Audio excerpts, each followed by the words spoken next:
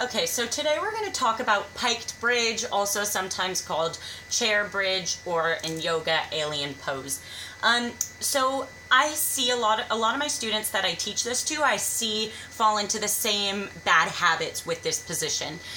So I'm going to kind of tell you a bit about what you don't want to be doing and then what you do want to be doing, and then with these photos I'll kind of break it down for you into different parts so that when you're practicing this position you can really work on each individual part and know how this position can be in correct form and alignment and the best that it can be, so that you're not working it for months with incorrect technique. Okay, so this is my student Mika a few months ago. She's doing a bad habit that I see a lot of people do, which is shifting the weight forward.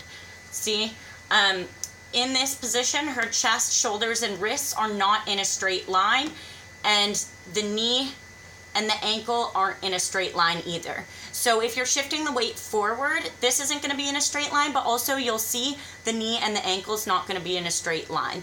The knee will come forward over the ankle.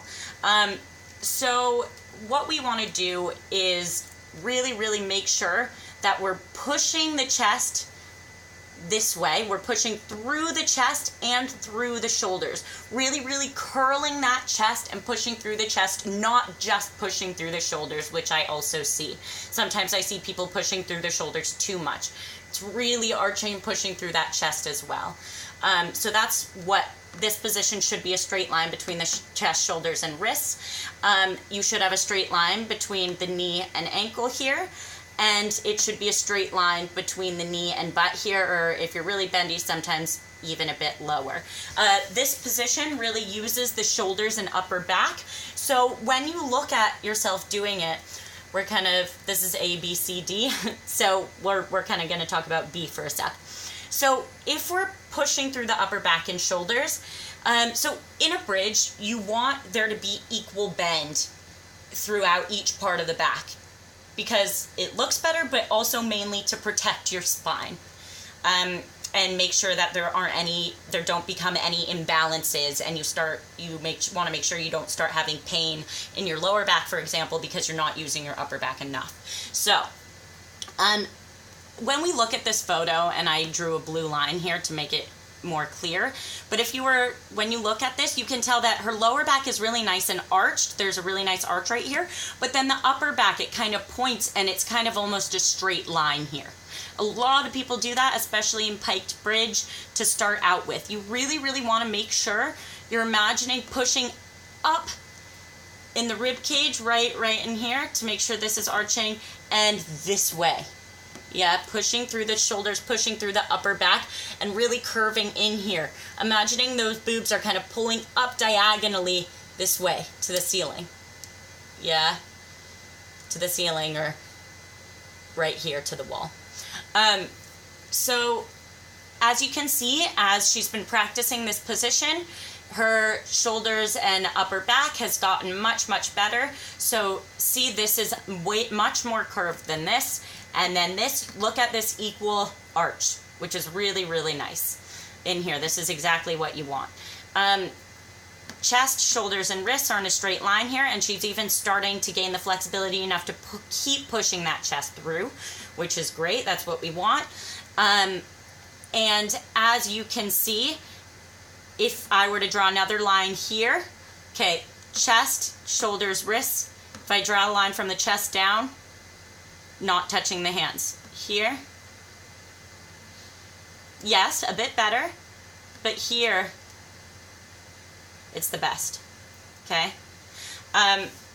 So this part, you want to look at the depth, kind of the trajectory of the angle right here, the steepness of the line, so to tell increased flexibility. So here, when she's first starting it, so in all of these, there's a really nice arch, which is great, which means she's arching from the lower back. We're going to see that most of the time because people are usually more flexible in their lower back than upper back at the start of training usually. So when you start working this, it's common to see a nice arch down here. So we're gonna, but more than just having the arch, you wanna make sure that you're progressing with flexibility in this position. So the way that you can tell that you're progressing with flexibility in this position is seeing how steep this arch is, okay? So here it's not very steep, but then as you can see, it's starting to get steeper, and here, much more steeper. See much straighter line between the lower back right here and down here all the way down to the butt. See, it's becoming straighter and straighter, deeper and deeper, steeper and steeper as we go. So that's how you can monitor the increase in your flexibility in this position, is look here. And in terms of form between the knees and the hips, you don't want a diagonal line here, okay? I mean, this will get better with the increase of flexibility and your ability to get lower in this position. So as she's gotten lower, this line has also gotten straighter. If you're super, super bendy, your butt might even dip a little bit lower than this, which is great.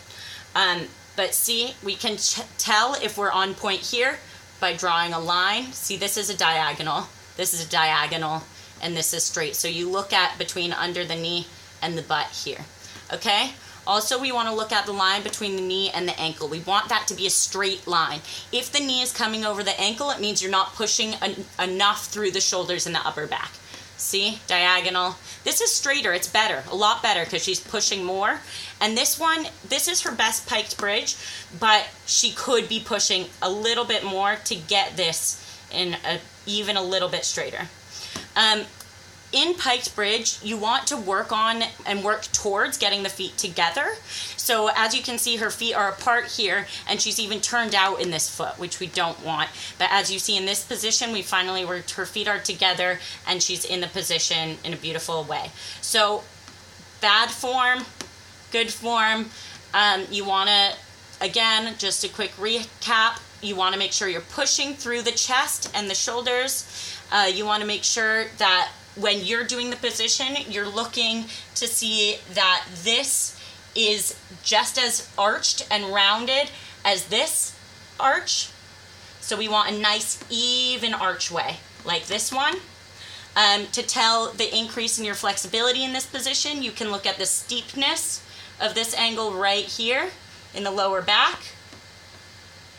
To tell your flexibility increase, but also to tell if you're in good form, you can check if this line is straight. And again, straight line between the knee and the ankle, and work on getting those feet together. Yeah, so this is piked bridge, and hopefully it helps out. Get working on it.